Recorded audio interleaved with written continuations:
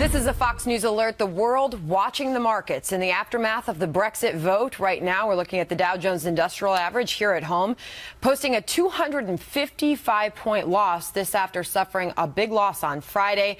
This market had been down as much as 300 points just a little bit ago. We'll keep watching it for you. Meantime, this is Outnumbered. I'm Sandra Smith, and here today is Harris Faulkner, co-host of After the Bell on Fox Business Money. Melissa Francis is here. Host of Kennedy, also on Fox Business. We have today's #OneLuckyGuy, Lou Dobbs, host of Lou Dobbs Tonight, and he is outnumbered. I get scared to tell a guy like Lou Dobbs that, but that is the fact of the matter. What an amazing time for you to be covering these markets, Lou. Well, it's an extraordinary time for all of us to be living through it. You know, watching these markets sell off, as you said, the low point, over 300 points down on the Dow. Today. We're moving back here a little. But it's going to be volatility extended, I think, for some time, and a rough ride. And that can be a scary thing for the average investor in this country. For everybody. So you're going to have to make some sense and calm us all down in just a minute. I'll do my best. All right, Europe dealing with bigger losses than we are today. Some trading in Britain was temporarily halted, in fact, after certain stocks lost as much as 8%. The surprise outcome of the British vote to leave the European Union sent world markets plummeting on Friday. And as we watch the Dow today, you'll remember it closed down more than 600 points that day. And now there are protests in the UK amid growing calls for a revote. A petition calling for another referendum is gaining signatures from those who want to remain part of the EU. Meantime, Secretary of State John Kerry visiting Brussels and London today, urging leaders to make a responsible transition. He's encouraging the other 27 European Union nations not to be angry or vengeful about the British vote to leave the bloc. The values which have united us for such a long period of time did not change on the day of that vote. The United States will maintain its special relationship and strong relationship with Great Britain. It is my intention to do everything in our power to make this transitional process as sensible and as smooth as it can be. Before we get to what it means to make a responsible transition, Lou, just make some sense. What is happening? What does this mean for us here at home? What is happening is great anxiety and fear that most people thought had been properly mitigated by all of the polls leading into the Brexit vote. No one was prepared for this. For whatever reason, some of the smartest and brightest minds in markets everywhere decided that for once polls were going to be 100% correct. They weren't, and it was a shock to the system. There is no rationality in this market. There's not always supposed to be. It's, as you know, Sandra, a highly psychological gathering of buyers and sellers. And the prevailing psyche right now is pure outright panic. Over what? I don't know. We're looking at the pound. We're looking at the euro plummet to 30-year lows. So you mentioned the British pound, a 31-year low. We're seeing the currency today. But interestingly, the euro is at a 30-year low as well. So you look at it as a negative for the UK. It's not. You look at it as a negative for the euro. It most certainly is, because you've just watched 20% of their exports move out of the quote-unquote common market. You've got a country with one of the strongest fiscal policies in place. This is really a terrible thing for the European Union. Just kind of a common girl question. Sure. Because I'm not flying at 37,000 feet on this as you are. Well, I hope I'm not. Yeah, I think you are, actually. You get it more than I do. But just kind of on a basic level as we move ahead, I'm reading this morning that, you know, they could replace the prime minister by Friday. You know, I'm looking for some stability. That'll fix everything. Well, that's what I asked. So I'm looking for some stability, but it's not going to come. I mean, the article that's going to pass, Article 50, they believe is going to pass, and that would stop any sort of revote situation. Does that bring us back? Like, what puts back in the confidence? Well, Article 50 then commits them to the disengagement from the European Union. But nothing is going to stop this. All of the blather in the tabloid media in the UK, all of the blather on the so-called prestigious business press in this country. I think we're blathering. No, I think there was a lot of hysteria, and that Still has led to panic. But the reality is there is nothing happening here of a fundamental, concrete, specific, empirical nature that justifies what we're witnessing. Absolutely but you look not. at what's going on now. I mean, the brilliant Liz Klayman over on the Business Network, I think, made the best analogy. It's like you're driving down the highway and there was a big accident in front of you. It's screwed up your way down the road, but everybody adjusts. You get around it. You go on your way. You move forward in life. Right. And there's going to be arbitrage opportunities. I mean, you talk about how the pound and the euro have gotten hammered. Boy, I see that and I say there must be opportunity in there. If that's not a buy, I don't know what is. But you also have a prime minister who's resigning over this issue. So you don't have leadership in this country. You don't have one person at the helm, and I think that's one thing that will calm the British Friday might help. and calm the markets. I don't think you should do it that quickly, but it's also the great divorce. You have Great Britain that always wanted an open marriage and has never been fully vested in the union, and then you have France and Germany like, fine, you want to go? Go now. You seriously France take is your gonna record be a collection. So they're the upset spouse in your configuration? France and Germany. It was a crowded threesome, and they want Great Britain now that they've made the choice to just leave. Kennedy has a way of elevating I'm an economic outnumbered by discussion. FBN That's today. right, though. Yeah, well, but honestly, I would point out for everybody who's rattled by looking at these markets, this is still just a 1.5% drop in U.S. markets that we're looking at today. Plus Friday, or is it factored in? This isn't huge volatility after what we saw on Friday. Take a look at the Dow. It's above 17,000. For crying out loud, everybody wants to be, in a just all caught up in it. You're missing the essential point. These are the most stable, secure markets in the world. Those right here in this country. There is a premium for being in an American market, and we're getting the premium paid. All right, we're going to keep watching these markets for you because anything can happen, and we'll bring it to you as it does. And the driving force behind the Brexit movement will be On Your World with Neil Cavuto today. UK Independence Party leader Nigel Farage weighs in on the surprise outcome and what it is a huge victory for him. That's at 4 p.m. Eastern, right here on the Fox News channel. And Brexit. Let's keep it going. Playing a big role in American presidential politics almost immediately yesterday. Donald Trump telling our own John Roberts the vote in the United Kingdom mirrors the anti-establishment feeling right here in the United States that carried him to his presumptive Republican nomination. I really don't know if it does, but I got it right, and Hillary got it wrong, and Obama got it wrong, and Obama was very nasty when he said they get to the back of the line. It was a horrible thing to say. They wanted their independence. They didn't want to be governed by somebody that never even went there or never saw them. And it won't be the last. Hillary Clinton is using the Brexit to take a few jabs at Trump. We need leaders like yourselves at the local and state and federal level who understand how to work with other leaders to manage risks, who understand that bombastic comments in turbulent times can actually cause more turbulence. Clinton also knocking Trump's response with an ad saying he was more concerned about how the Brexit would affect his bottom line than the American people. Trump responded with a flurry of tweets, as he often does. Quote, crooked Hillary Clinton, who called Brexit 100% wrong, along with Obama, is now spending Wall Street money on an ad on my correct call. And Clinton is trying to wash away her bad judgment call on Brexit with big dollar ads. Disgraceful. And in those ads, a lot of stuff in those things. Was he right? Well, I mean, you look at it. So Hillary Clinton called Brexit wrong. She was wrong on the Russian reset. She was very wrong on Libya. So for someone who, in theory, spent a lot of time on foreign policy, she certainly doesn't have a good sense of foreign policy or foreign affairs.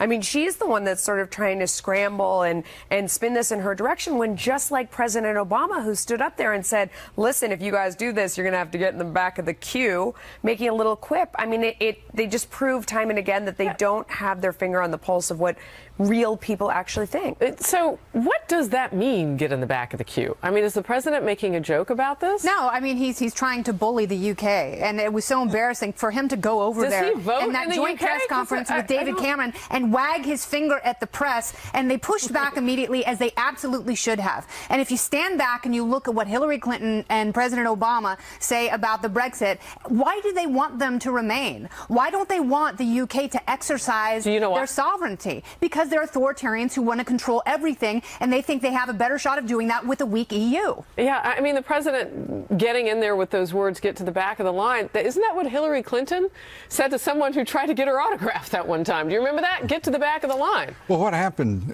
with John Kerry there to soothe the, obviously, the just agitated European nerves is he confounded everyone. And that is by suggesting that there won't be a bitter, petty, petulant response on the part of the European Union member states because he is counseling them. The problem is he forgot to counsel the president, who responded in a precisely petty, petulant manner and vindictive manner against the UK for thwarting his will.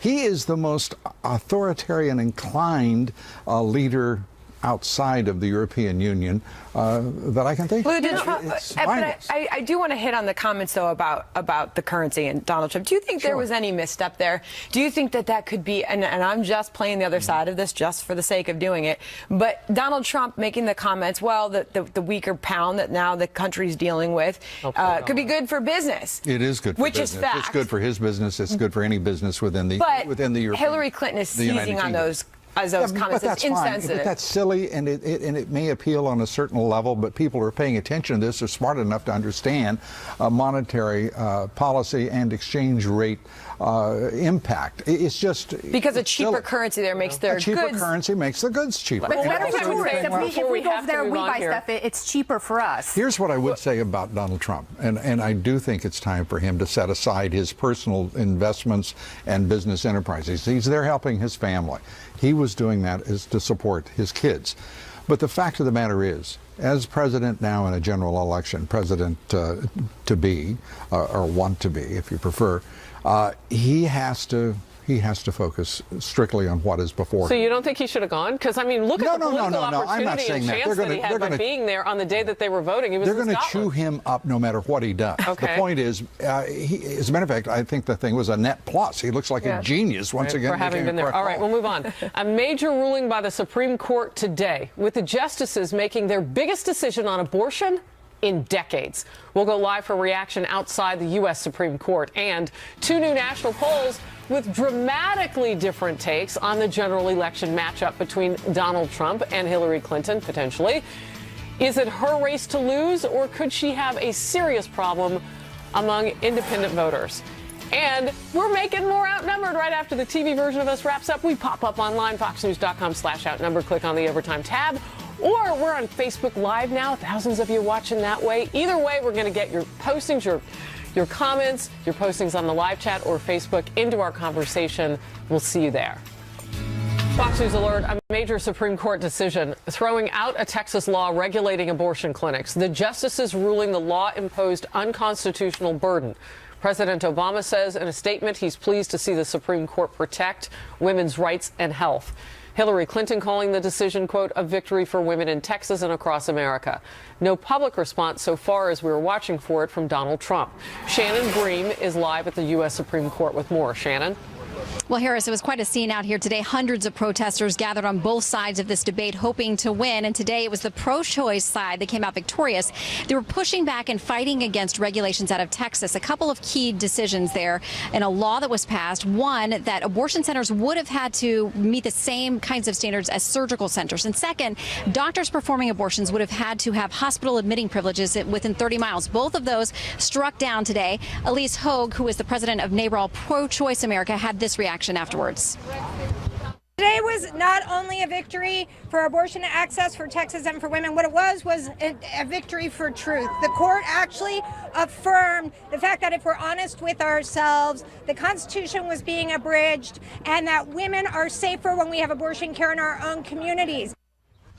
Justice Breyer wrote for the majority. It was a 5-3 decision. He said both the surgical requirement and the mandate that doctors have those admitting privileges, well, he said they were just undue burdens, too much so for a constitutional right, that of a woman to have an abortion. He said the regulations provided few, if any, actual health benefits for women. Well, pro-life advocates point to the documented cases of women who have died following abortions or suffered severe injuries when medical care was not readily available. One of the groups backing that position, Priests for Life, submitted a brief outlining some of those stories to the court. The group's executive director, Janet Morana, said this after the decision. They are so disappointed because in this amicus brief, their testimonies of the physical damage done to abortion was given to the justices, and they feel like the justices silenced them today. There were dissents by both Justice Thomas and Justice Alito. Justice Alito read a lengthy portion of his dissent from the bench today. Justice Thomas, though, ended his with a bit of a zinger. They both suggested that the court had essentially gone through hoops to uphold its fight against this law, and said essentially they thought that it was reasoning to an end, that they wanted to make sure that women had more abortion access, and so they, tailored their reasoning appropriately and accordingly to that end. Justice Thomas ended his dissent with a zinger, a bit of a statement from Justice Scalia, of course, who passed away here.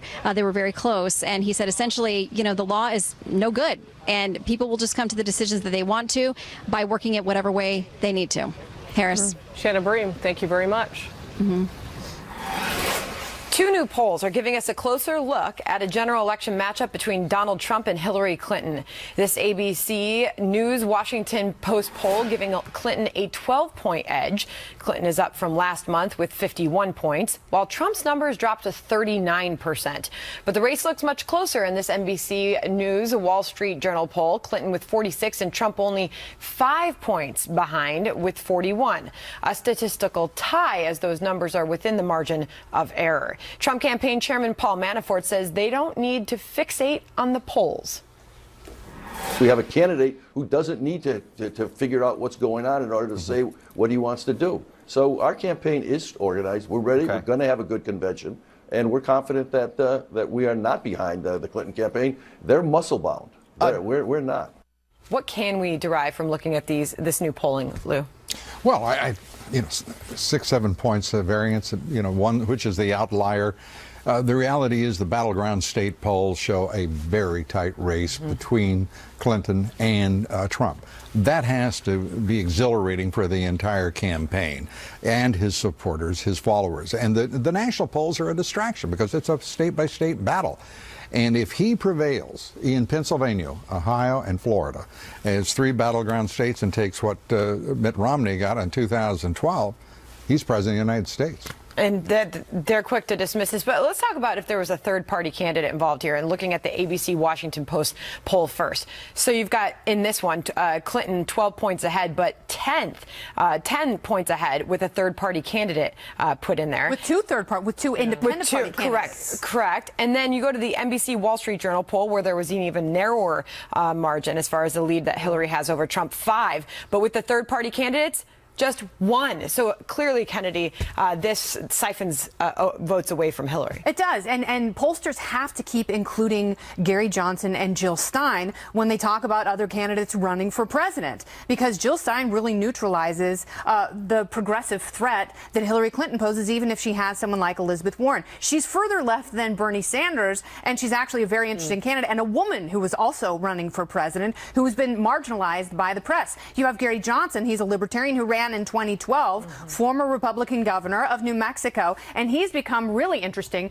to a lot of independents, some Republicans, and economic conservatives who are intrigued by his message of constitutionalism and personal liberty. I want to talk a little bit about the efficacy of these polls, though, because, we have 2 huge Democrat former pollsters in our building, Pat Caddell and Doug Schoen. I mean, Bill Clinton and Jimmy Carter regimes, respectively. And they said on Fox Report last night that the number of Democrats that were in this Washington Post ABC poll really kind of nullifies it. Not just an outlier, but really it's apples and oranges with NBC and some of the other polling. So I want to add that into the mix. Overrepresented. Democrats overrepresented. So what is interesting to me, though, arguably Donald Trump had a pretty tough week last week. If this is how it shakes out, tough month. Right? Well, now this is before Brexit, though. Exactly. So, but if this is how it shakes out, that they're this close, if you kind of look at a more averaged list of polls, that's really surprising. That says a lot about the weakness of Hillary Clinton's campaign. I don't want to throw cold water on any of that. I mean, when you look at all of the polls over the past month or so, there's no doubt that Trump has lost ground. There's just kind of no mistaking that. But he has an opportunity with what has happened with Brexit to capitalize on that sentiment, which was underestimated everywhere, here and there. This idea that people are sick of the politically correct. They're sick of this globalization. They're sick of having no say in what they're doing, having their tea kettle cereal and their toast taken away and their hair dryer and their Slurpee and being told what's right for you. They don't want it anymore. And it's incumbent upon him, because he has that position, to really capitalize on it. I think the polls will look different after Brexit, but Lou's going to correct me. Well, I'm not going to correct you. I just don't think, where you say it's indisputable. Yeah. I think it's highly disputable. She also gets... Because, in point of fact, from his speech at the beginning of last week, where he came down very hard on Hillary Clinton, started putting down his markers on foreign policy.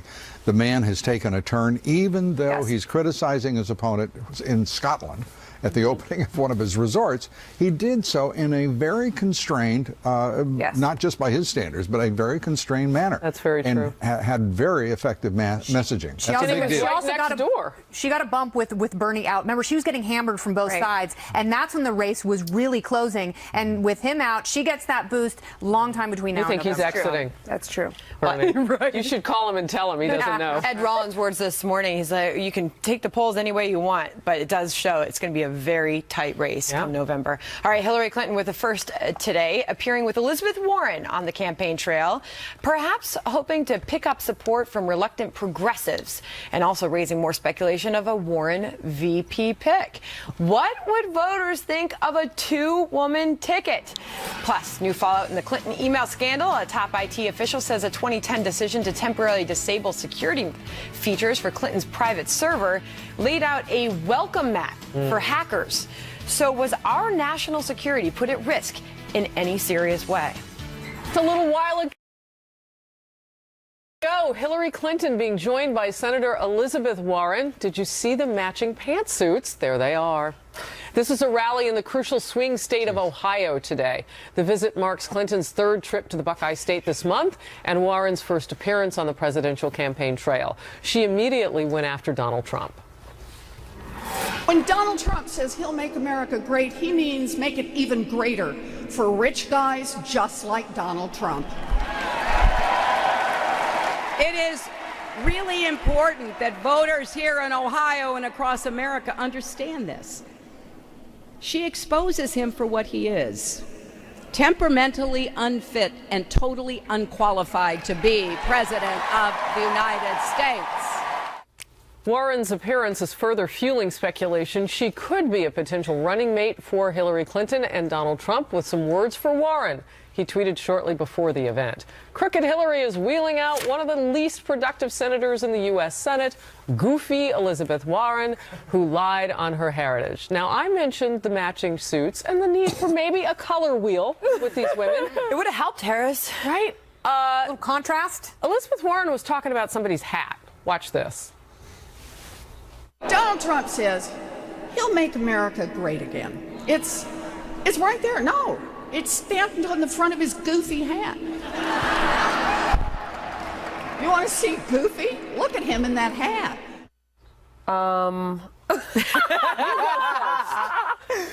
I mean, I don't even know where to start with that one. Not only did they have the matching suits, they have the matching hair, and they're going to sit there and make. I think this really points out that we should not be conversing about people's looks. Let the people throw, because if you throw stones, you better look in the mirror first. I love the fact that two women in matching blue pantsuits are having a conversation about a man's hat.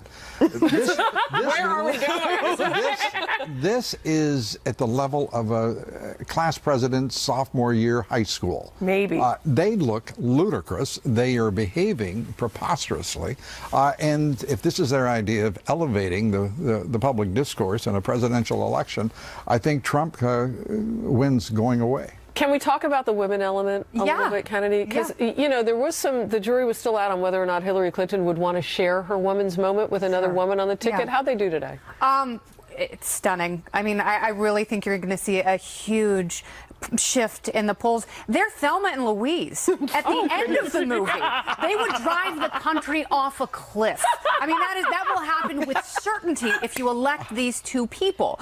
There are a couple things here. Elizabeth Warren is more impressive than Hillary Clinton because Elizabeth Warren got to where she is on her own merit. She didn't need her husband to precede her in any office or exaltation.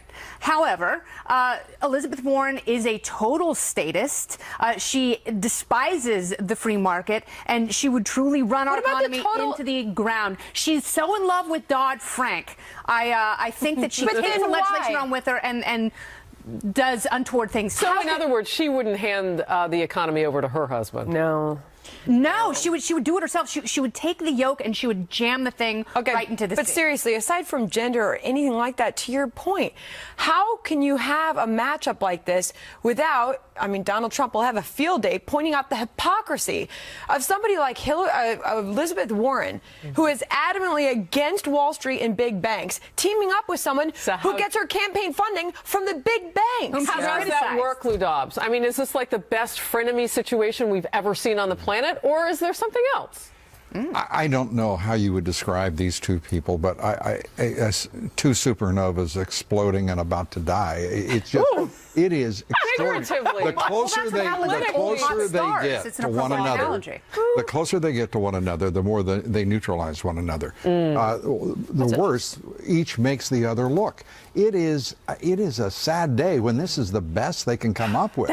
Because it looks like they're going bowling. What you just said, the closer they get, the more they neutralize. Because on some of the issues, they are so far apart that they did look very comfortable. Their ideology, their philosophy, their worldviews don't matter much to them because they are sitting there in the presence of their polar opposite. It's pretty tough stuff. Ask Jill Stein. Jill Stein says they're very similar, and Elizabeth Warren is much more hawkish than she appears on the surface. So the pantsuits were meant to throw us off. I have no idea what those things are intended to do. I love blue. All right. Meanwhile, the State Department winning awards for its record-keeping practices. Yes, you heard me correctly. Even as Hillary Clinton was storing emails on a personal server, the National Archives and Records Administration giving the award not once, but twice. One official of the agency once described the honor as, quote, prestigious. Of course it is. It's got watchdogs scratching their head. All this amid new allegations that Clinton knowingly put national security at risk. They stem from a decision 6 years ago to temporarily disable security features at the State Department so that Clinton's emails would stop going to the State Department's spam folder. Can you imagine? One tech expert telling Fox News that was almost like laying out, quote, a welcome mat for hackers and foreign intelligence services. Unbelievable stuff. First of all, I mean, Kennedy, can you imagine that there's an award, an archivist award? And it was given to this. I wonder who sponsors this and what the prize is. I mean, is it a cash prize? And it was going to the State Department because they had created a way to archive the emails so that they would never get lost. And at the moment they were getting this award, Hillary Clinton wasn't doing it. She wasn't on the server because she didn't want her emails archived. You know what I mean? The irony. I mean, it was either given to her by sensory-deprived children living in a cave in Burma, or it's the kind of award that I gave myself in high school because I came up with the Prettiest Princess Award and bestowed it upon myself. That's not a good comparison. Thank you very much, Harris. I was closer to royalty than she is to having a tidy State Department with great record keeping. It is so laughable, and you know, sure, it's humorous and it's completely absurd. But it's scary setup, too. but it's very scary because we don't know how far-reaching this is. If you have so many security apparatus companies and individuals saying that anyone could have gotten in, we don't know who that anyone is. So the one person who stepped up, the Guccifer suspect, who said, you know, he actually hacked in, how many of them are there out there who are not, who we don't know about? How do you quantify I mean, if it really is a so-called welcome mat for hackers, what's really out there? I mean, do our enemies have information now? I think Julian Assange is going to give us a look when they say WikiLeaks is going to put forward some of the emails that they went in and were able to capture. But Lou, what do you make of this situation? Well, from the very moment these were revealed, the private email server of the Clintons containing official business, she had thrown open her arms on the server to all the world. I mean, whether it be Russian or Chinese hackers, whether it be Guccifer 2.0, it doesn't matter whom. She violated State Department regulations, which are based on law. Yeah. She violated law.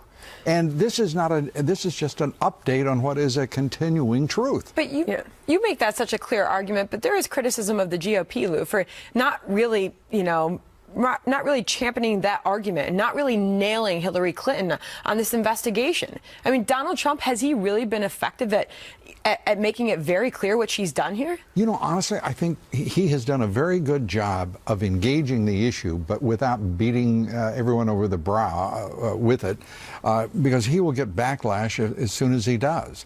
Let the she's under federal investigation, for crying out loud. And it is a criminal investigation. Get backlash for holding her feet to the fire about the fact I don't think he can hold her feet to the fire. I don't think it's a political practicality in messaging. That has to be done by a federal investigation. That's true, but I think in his last speech he made it very clear that she made herself rich by making you poor, that she was using that server. Why? So that she could sell her access to the American government and that power. She took $145 million for the Clinton initiative to turn over assets, uranium assets, to the Russian government. I mean, how clear does it get? That's the list you want. I mean, the speeches would be great, the transcripts, but that's the list you want. He laid that out the other day in his speech. Absolutely. All right, Donald Trump apparently dialing back his proposal to ban Muslims from entering the U.S., now saying it would be focused on those from, quote, terrorist countries. So is he trying to appeal to more moderate voters and sound more presidential?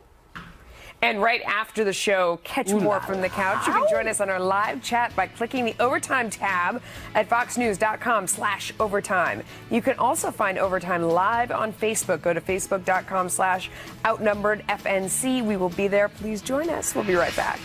Donald Trump appearing to soften his position on temporarily banning Muslims from coming to the U.S. Throughout his campaign, the ban has been a blanket one, applying to all Muslims. But over the weekend, during his business trip to Scotland, Trump saying his plan would focus only on those from countries with a proven history of terrorism against the U.S. Listen. Mr. Trump, you said that a Muslim coming into the U.S. would not bother you, so does that mean your proposed Muslim ban has changed a little bit? Wouldn't bother me. So can a Muslim from Scotland come into the country under your temporary Muslim ban? Can a Muslim come in right now from the U.K.? Lou, is he changing his tone a little bit? No, but the reporters certainly sounded a little frantic, didn't they? I mean, why? Just relax. Trying to get the scoop. Relax. All he had to do was watch Donald Trump's previous 2 speeches on foreign policy, and he would have noted that Trump had added already, before going to Scotland. That's right. That only those places where jihad and acts of terrorism were being carried out against the United States would be part of the ban. He had already mitigated his absolute and broad statement to that. So I think that it sort of shows you kind of what the international press, or if that was the national press traveling with him, they're a little frantic and a little eager to find some sort of contretemps. Imagine that. And they look like complete fools when they do it. But, you know, the other side is going to say you're getting a glimpse of the Donald Trump that says he's going to do one thing, and then if he gets in, he's going to do something else. Yeah. What can I do? Yeah, and when I look at this, I think that it's not going to necessarily pacify groups that are already dubious of him. At the same time, I'm wondering if it's going to in any way be off-putting to people who fully support him. And, you know, people in this country who are paying attention to the Brexit, they see the parallels between what's happening there, and a lot of people see the Brexit as a referendum on immigration. And for people who want that to happen in this country, when he is employing his flexibility, as he calls it, is he really selling out? In the same way, precisely the same way that every primary victor has sold out moving to the general election. That, if there is anything that is predictable as the sunrise in the east, it is that a primary winner will move more toward the center going into the general election, and has. But those are politicians. He's supposed to be sort of an anti. Well, if you've bought that part of the discussion, then you can deal with the rest pretty easily. I don't even think that this is. I mean, this isn't even mitigating towards the middle that much. I mean, this is just kind of logical and makes sense. You can't have a straight up religion test on people coming into the country. I mean, this made more sense. This idea that You know, we may be a welcoming nation, but we're not stupid. So if you're coming from a place that has a ton of people that want to show up and bomb us, then, you know, we're going to have to take a pause here for a moment. But this is just taking it to its logical conclusion as opposed to saying you're going to ban people based on their religion. So what I hear him doing is getting closer to what President Jimmy Carter did during the Iran hostage conflict that was going on when our men and women were held hostage. And that was that people coming from that nation would have to declare that they were against the regime that was doing these horrible things. And so it is a litmus test, if you will. And so I see him sort of moving more toward that language. What do you think? I think you're exactly right. And I do think that this is sort of the best examination of where we are as a society right now in a body politic. To do the rational thing, that is to understand and to vet people we bring into this country as refugees, to know who they are, what they've done, and who they're associated with, somehow is pushed by the national liberal media and the left as utterly irrational and just not done in America because we're too stupid for that sort of thing. All right, we've got to break in. We've got some breaking news on the Benghazi investigation. Our own Catherine Herridge is going to be joining us with the very latest right after the break. More Outnumbered in just a moment, but first, let's get to John Scott with what's coming up in the second hour of Happening Now. Hey, John. Hey, Sandra. In our next hour, stocks are off their lows of the day, but the Dow still down more than 1.5% after steep losses on Friday, all stoked by concerns over the news the UK voted to divorce itself from the European Union. We're watching your 401k, but we're also getting into the political ramifications, including the happiness it's giving Vladimir Putin. We'll tell you why he likes this. We've also got several major decisions from the Supreme Court today as it wraps up the term. The court dealt a blow to Texas and pro-life groups. Shannon Bream has details. And we're also going to talk about the first appearance by Massachusetts Senator Elizabeth Warren on the campaign trail. She and Hillary Clinton doing a little campaigning together. Could Warren end up as Hillary's running mate? We'll talk about it. Happening now. Sandra. Right, thanks, John. Fox News alert now. A standoff, we're learning, between the White House and the House Select Committee on Benghazi. And it's over whether President Obama should answer questions about the 2012 terrorist attack in Libya on our outpost. 4 Americans killed, you know, including our ambassador, Chris Stevens. Chief Intel correspondent Catherine Herridge is live from Washington now with the news on this. Catherine? Well, Harris, a lot of people may be wondering why we're hearing about this right now, these series of letters that I have here between the White House and the Benghazi Select Committee. And that's because this whole issue is finally coming to a head this week. Within the last hour, the Democrats have released their version of the Benghazi Select Committee. Their finding is that there's really nothing new here and that everyone needs to keep driving. Though what we anticipate as early as tomorrow is we'll have the Republicans' version of that report and the full transcripts of the more than 36 witnesses who had never been interviewed by any other panels. So to kind of decode what's going on here is that we're seeing this issue really come to a head with the Republicans and the Democrats on that select committee. And then what I can only describe as the leaking of these letters showing that when they asked the president if he was willing to answer questions about what happened that evening, he was advised by his counsel at the White House not to answer what he was doing because of the separation of powers issue, Harris. Yeah, you know, I want to press forward with that just a little bit. Just in terms of this, so who would have the power to have the president answer questions about Benghazi? I mean, if he doesn't want to do it on his own, I mean, I understand you have an attorney representing you, but isn't that an issue that he would want to speak on? How do you get him there? Well, I can't speak for the president or for the White House, except what's in the letters. And their position is that it would breach or be a violation of the separation of powers. What we know through our reporting is that sort of critical window on the night of the attack. It's really been largely unknown what the president was doing that evening. And we will learn more in the upcoming Republican version of the report about some critical meetings on that day that we have not known about in the past, and some of the figures who are implicated in those meetings and to what extent information really focused on the task at hand, which was trying to rescue the Americans in Benghazi and the ambassador who was missing at that time, and the extent to which the video was discussed. And some of this may be very surprising for people. Interesting. I mean, very important points as we try to get to the truth. Catherine Herridge, thank you with the breaking news. All right, I want to read this quickly to everybody. Quote, if the president were to answer your questions, this is the president's attorney, his response would suggest that Congress has the unilateral power to demand answers from the president. Lou Dobbs? There's no constitutional power to demand, answers. We're we're 3.5 years, almost 4 years from those tragic deaths of those 4 Americans. We are no closer to having an official statement from this administration. That in and of itself is damning to anyone. We've got a terrific movie, 13 hours, that I recommend to everyone to watch it. If you want to know what happened and who stood up and who was told to stand down, and be thankful that we have men standing like up. that. Put the baby to bed, answer the questions. If you have the most transparent administration in history, now's your chance to prove it. Right? Yeah. Absolutely. I mean, the movie, I absolutely agree. And Hillary Clinton went home that night and went to bed. That is the point that Donald Trump made. Ambassador Bolton said he never worked for anyone who did that, would have let him hang out there and die. It really says a lot. More Outnumbered right after this. Wow, it has been a big Monday today. Lou Dobbs, thank you for helping us break down. And then breaking news with this Benghazi House Select Committee not being able to get the president to answer the questions. Very fascinating. Great to be with you. Thank you, Lou. Good to have you here. Well, all right. Well, we will stay right here for the Outnumbered online version of us. Overtime OT, baby. FoxNews.com/outnumbered. Tap the Overtime tab. And then we're also on Facebook Live. You're getting out your tablet, Sandra. I'm on it. She loves Facebook Live and our new little position there. Find us on our Outnumbered FNC page. We'll see you back here at noon Eastern tomorrow. Happening now.